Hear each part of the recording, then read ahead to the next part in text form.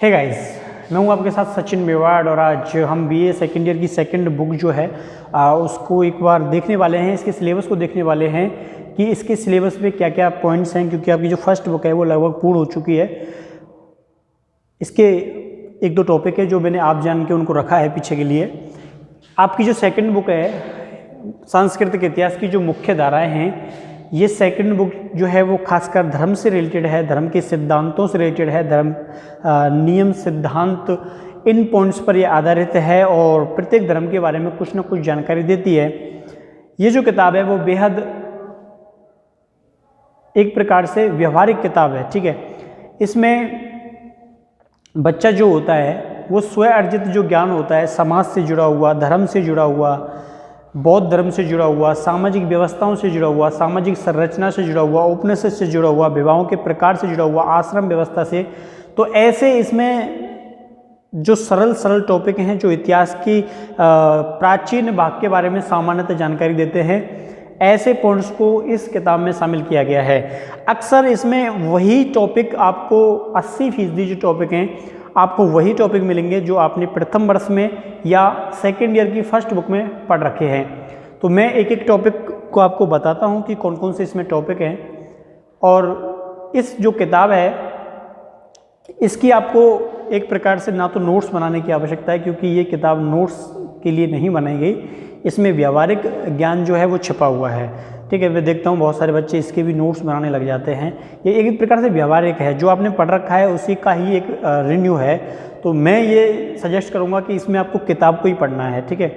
किताब को ज़्यादा पढ़ना है और काफ़ी सरल पॉइंट्स हैं, एक बार देख लेते हैं क्या क्या है इसमें। देखो, पहला आपका है संस्कृति का अर्थ। इसमें बताया है, संस्कृति के अर्थ में बताया है कि जो सभ्यता और संस्कृति है इसमें क्या डिफरेंट होता है, ठीक है। आप लोग संस्कृति को अच्छे से जानते हैं कि एक जो मानव होता है वो अपने व्यवहार के द्वारा दूसरे व्यक्ति के साथ जो व्यवहार करता है, ठीक है, वो उसकी संस्कृति होती है। यानी कि एक अमेरिकन आ गया, ठीक है, एक अमेरिकन आ गया, एक इंडियन आ गया, एक ब्रिटेन का आ गया, एक दूसरे राष्ट्र का व्यक्ति आ गया, तो वो अपनी संस्कृति दिखाते हैं कि उनका पहनावा कैसा होता है, कहते ना कि पाश्चात्य संस्कृति, इंडियन कल्चर, तो उनका पहनावा कैसा होता है वो संस्कृति के अंतर्गत आता है, ठीक है। और आपने सभ्यताएं पढ़ी हैं, हड़प्पा सभ्यता, मोहनजोदड़ो सभ्यता, तो उन लोगों के व्यवहार का तरीका, उनके रहन सहन का तरीका, वो जो पूरा परिप्रेक्ष्य है वो एक कालखंड में निर्धारित होता है कि उन लोगों की सभ्यता जो थी वो कैसी थी, ठीक है। सभ्यता एक दिन में नहीं बनती,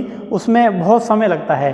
आप लोग कभी पढ़ते हो ना कालीबंगा की सभ्यता, तो उस सभ्यता में सब कुछ पढ़ते हो आप, उनके रहन सहन, खान पान, रहने का तरीका, बर्तन, नदी, नहर, पशुपालन, ये सब कुछ उसमें शामिल होता है। तो आपका फर्स्ट टॉपिक इसी से रिलेटेड है।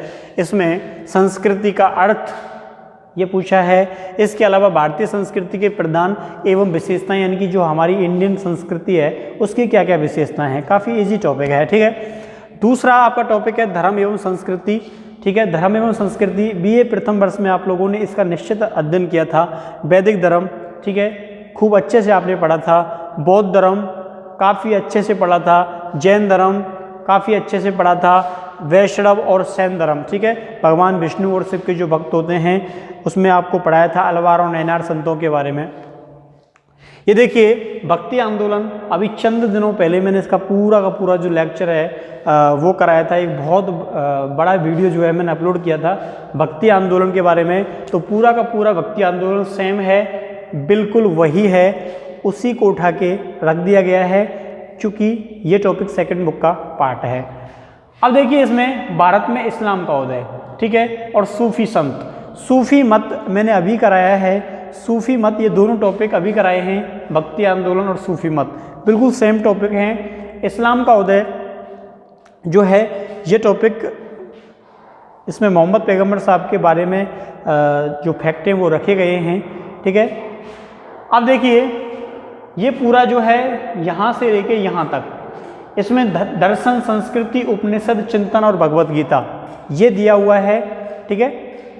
दर्शन, संस्कृति, उपनिषद और चिंतन और भगवत गीता, इनके बारे में इसमें बातें की गई हैं। इसके अलावा जो बी पार्ट में आपका सेकंड यूनिट में साहित्य एवं संस्कृति का उल्लेख किया गया है। इसमें रामायण और पुराण के महत्व के बारे में उल्लेख किया गया है। रामायण के बारे में बताया गया है। जिसने रामायण देख रखी है उसे इसे मतलब ये जो पार्ट है उसमें कोई परेशानी नहीं आएगी। सारी की सारी बातें वही हैं जो उस लेक्चर में दी हुई हैं, ठीक है। इसके अलावा जो पुराण है, पुराण के महत्व को बताया गया है। इसमें विष्णु पुराण, वायु पुराण, अग्नि पुराण, प्रत्येक पुराण का महत्व बताया गया है कि प्रत्येक पुराण जो है वो किस ओर संकेत करता है। ये टॉपिक जो पुराणों का महत्व है ये टॉपिक समझने वाला है, ठीक है। इसको मैं अच्छे से समझाऊंगा।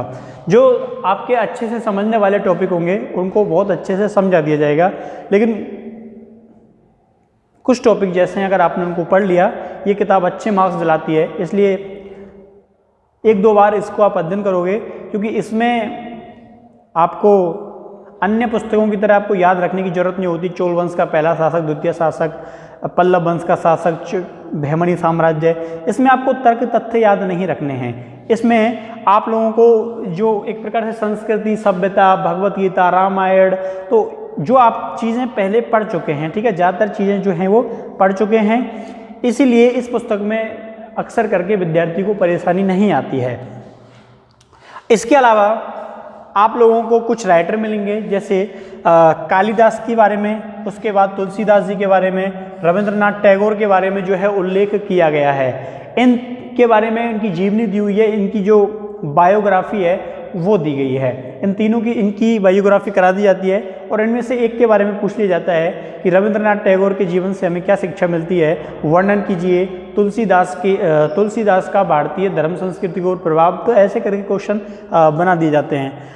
आपका एक सामाजिक संस्था एवं संस्कृति है, जो प्राचीन समय में सामाजिक संस्थाएं रही हैं, यानी कि न्याय और पंचायत जो का तरीका प्राचीन समाज में रहा वो किस प्रकार का रहा, और लोगों के जीवन यापन, उनकी अर्थव्यवस्था, उनका लोकतंत्र, ये किस प्रकार से चलता था, तो इन सारे विषयों पर इसमें उल्लेख किया गया है। प्राचीन भारत में वर्ण व्यवस्था कितना सरल टॉपिक है, इससे सरल टॉपिक और क्या हो सकता है, ठीक है। आश्रम व्यवस्था आप लोगों ने पता नहीं कब 8वीं 9वीं 10वीं में ये पढ़ रखा होगा।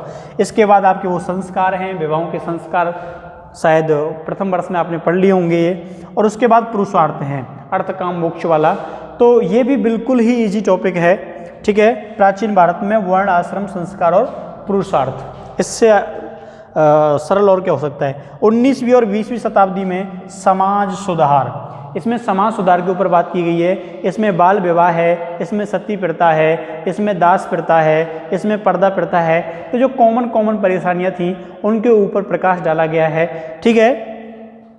कला एवं संस्कृति, तो भारतीय कलाओं की विशेषताएं देखिए, इसमें पुनः ही वही बातें आ गई। इसमें स्थापत्य कला है, आवू, खजुराहो, पल्लव, चोल मंदिरों के बारे में दिया हुआ है। इसके बारे में मैंने प्रथम वर्ष में जब त्रिकोणीय संघर्ष पढ़ाया था, अगर किसी की बौद्धिक क्षमता अच्छी हो, उसे याद आ गया हो तो ठीक है।